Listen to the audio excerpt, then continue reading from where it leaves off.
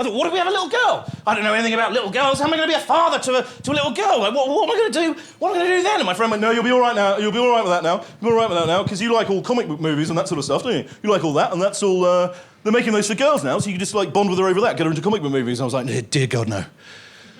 I don't want that. I would like my daughter to take after my wife in that regard. He went, what do you mean? I was like, well, my wife likes all sorts of things that I don't like. She likes people, going outside, music, art, literature, cooking. She cycled across Vietnam and climbed up Kilimanjaro. I've done and liked none of those things. But I own 4 copies of The Avengers on Blu-ray in different boxes, despite not liking the film. I've always thought women were much better than men in that regard. Like, I don't want to drag them down into our dirty little pit. Like, I know a lot of very intelligent, capable women in their 30s and 40s. I do not know a single one that collects Barbie dolls and regularly gets drunk and goes on Facebook going, they're ruining Care Bears. And I cannot say the same for the men in my life. No. Stay away from that. Stay away. Well, last year the Star Wars came out last year. Star Wars Episode 8. Everyone was very excited about that. And they were like, they're making Star Wars now for girls. And I was like, fair play. That's a good idea. And I'm married. I'm not trying to fuck anyone. That's just what I think. I was like, that's fair enough. Let's have a Star Wars movie aimed at the girls. Let's do this. Yeah, let's do this. So I went, bought my ticket. Episode 8, one for the girls. Let's go. And I went to watch it. It's not aimed at girls, is it? It's still aimed at me. Do you know how I know that? Because Luke Skywalker, my hero from the 80s, he's in it again, isn't he? But he looks like me now. Beard, sad eyes, paunch.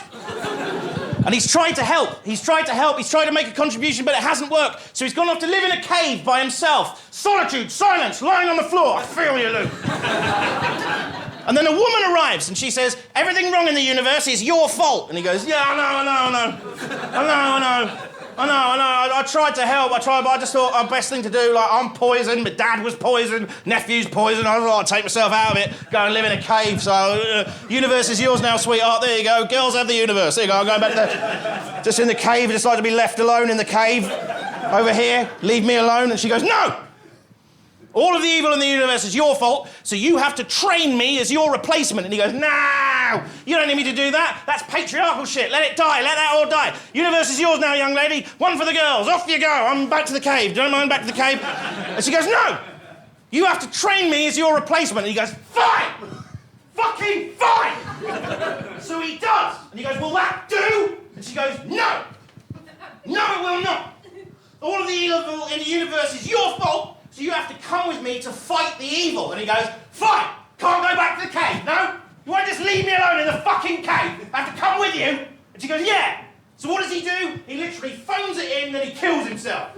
I don't think that's aimed at little girls. I think that's aimed at me in a way that is frankly a bit much.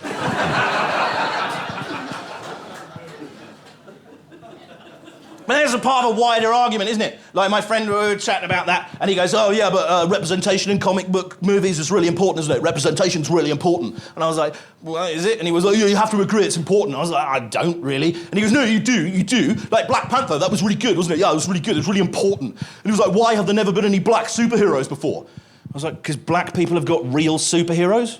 Nelson Mandela, Martin Luther King, people like that. Superhero movies are for white people to believe that billionaires solve crime in their spare time. That's not something traditionally women or minorities have been bothered with. I think they just know that Jeff Bezos isn't solving crime of an evening. After a hard day of not paying his taxes and forcing lorry drivers to shit in bags, I think. That's a white guy thing, isn't it? It's a manifestation of white male guilt. But that's a problem, isn't it? It's like, what am I going to do if we have a boy? How am I going to be a role model? How am I going to explain what's happened? When do you do that? When do you do that? Do you let them get out of primary school? As they start talking, like, sit down, it's a thing called patriarchy, you're basically it, and you fucked up, sunshine, but, I don't know, it's too big, I don't understand it. Like, when do you bring that in? When do you put that level of guilt onto, like, I was raised Catholic. I know a little bit about guilt. I did think about that for a bit. I was like, yeah, we're going to raise the children Catholic. And my wife was like, we're not raising the children Catholic. And I was like, why not? Are you worried they're going to turn out like me? And she said, yes. My wife wouldn't let us get married in a Catholic church on the grounds that she's not Catholic and I hadn't been to a church service in 17 years. And I was like, that's not why you get married in a Catholic church. You get married in a Catholic church for the best bit of any wedding day, when you get to assemble all of your friends and family in a cold stone room and have a 55-year-old celibate alcoholic lecture them on sex using only metaphors. It's the best bit of the day. Best bit of any wedding day. There are many different types of love. The love between the grass and the sky. The love between a dog and a ball. What are you talking about, you mad bastard? Look how uncomfortable everyone is. This is brilliant. I actually wrote some really, really good stuff for this show about our wedding. And I was running through it with Sarah. I was just about to go out to a gig, and I'd written all this stuff, and it was really good. And I was running through it, and she just looked at me and she went, "Not our wedding day." I went, "What?" She went, "Not our wedding day. Every single aspect of our lives gets mined for the entertainment of strangers. Just leave me one fucking day." So you don't get to hear it because someone's a spoilsport.